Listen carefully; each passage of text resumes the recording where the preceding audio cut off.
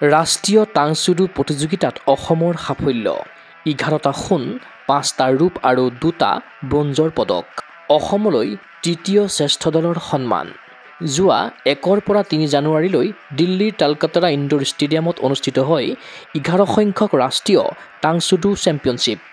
এই প্ৰতিযোগিতাত অসমৰ 19 গৰাকী খেলুৱৈয়ে অংশগ্ৰহণ কৰি লাভ কৰিছে মুঠ 18টা পদক ইয়াৰে 11টা সোণ 5টা ৰূপ আৰু 2টা ব্ৰঞ্জৰ পদক তদুপৰি অসমৰ টাংচুডু দলটোৱে লাভ কৰিছে তৃতীয় শ্ৰেষ্ঠ দলৰ সন্মান সোণজয়ী অসমৰ খেলুৱৈসকল হ'ল ক্ৰমে প্ৰিন্স গগৈ অক্ষয়জ্যোতি গগৈ নিবিৰ শংকৰ ডেকা বৰুৱা প্ৰদীপ্ত গগৈ আদিত্য গগৈ অজিত মিলি আৰচি সমান বৰা সাহিল হক লিসা বৰগোহাঁই ডিম্পী ফুকন আৰু ভাৰতী কুমাৰী সেইদৰে অসমক প্ৰতিনিধিত্ব কৰি ৰূপজয়ী খেলুৱৈসকল হ'ল ক্ৰমে সাবিৰুল জামান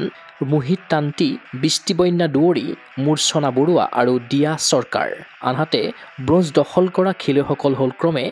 অভিষেক শইকীয়া আৰু জ্যোতিষ্মান দাস তদুপৰি 11 বছৰ অনুৰ্ধ শাখাত প্ৰিন্স গগৈ আৰু 14 বছৰ অনুৰ্ধ শাখাত অজিত মিলিয়ে লাভ কৰে শ্ৰেষ্ঠ খেলুৱৈৰ সন্মান অসম দলৰ মুখ্য প্ৰশিক্ষক মাষ্টাৰ দেৱজিৎ গগৈ প্ৰশিক্ষক মানস প্ৰতিম কোঁৱৰ মেনেজাৰ হিচাপে আছিল দীপাংকৰ চেতিয়া তদুপৰি ৰাষ্ট্ৰীয় প্ৰতিযোগিতাত ৰেফাৰী হিচাপে দায়িত্ব পালন কৰিলে দেৱজিৎ গগৈ দেৱজিৎ দুৱৰী আৰু শশাংকৰ গগৈয়ে পদকজয়ীক শুভেচ্ছা জ্ঞাপন কৰিছে অসম টাংচুডু সন্থাৰ সভাপতি মনোৰঞ্জন বৰগোহাঁই সম্পাদক দেৱজিৎ গগৈৰ লগতে সমূহ সন্থাৰ বিষয়ববীয়াই ক্ৰীড়া অনুৰাগীৰ আশা অসমৰ টাংচুডু খেলুৱৈৰ এই বিজয় যাত্ৰা হওক অপ্ৰতিৰোধ্য news desk report Gogoi sports এনি গুৱাহাটীৰ মাজমজিয়াত নৰ্থ ইষ্টৰ প্ৰথমখন এক্সক্লুচিভ মাৰ্চেল আৰ্টছ সামগ্ৰীৰ শ্ব'ৰুম তথা বিপণী Tirupati sports karate wushu taekwondo boxing jujitsu pencak silat judo আদি 7টাকৈ সমৰ কলা ইভেণ্টৰ ইউনিফৰ্ম আৰু প্ৰশিক্ষণৰ সামগ্ৰী ইয়াত উপলব্ধ tracksuit jersey martial arts medal memento trophy ক্ৰয় কৰিব পাৰিব পাইকাৰী মূল্যত ফুটবল ভলীবল বাস্কেটবল ক্ৰিকেট আদি ইভেণ্টৰ সামগ্ৰীৰ ছাপ্লাইৰ বাবে অৰ্ডাৰ ওলোৱা হয়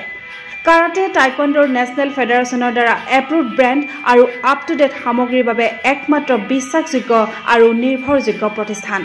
ঠিকনাটো হৈছে doctor B Barua road house number 52 first floor Ulubari Guwahati 7 phone number 9085083493 email sanju_regal@rediffmail.com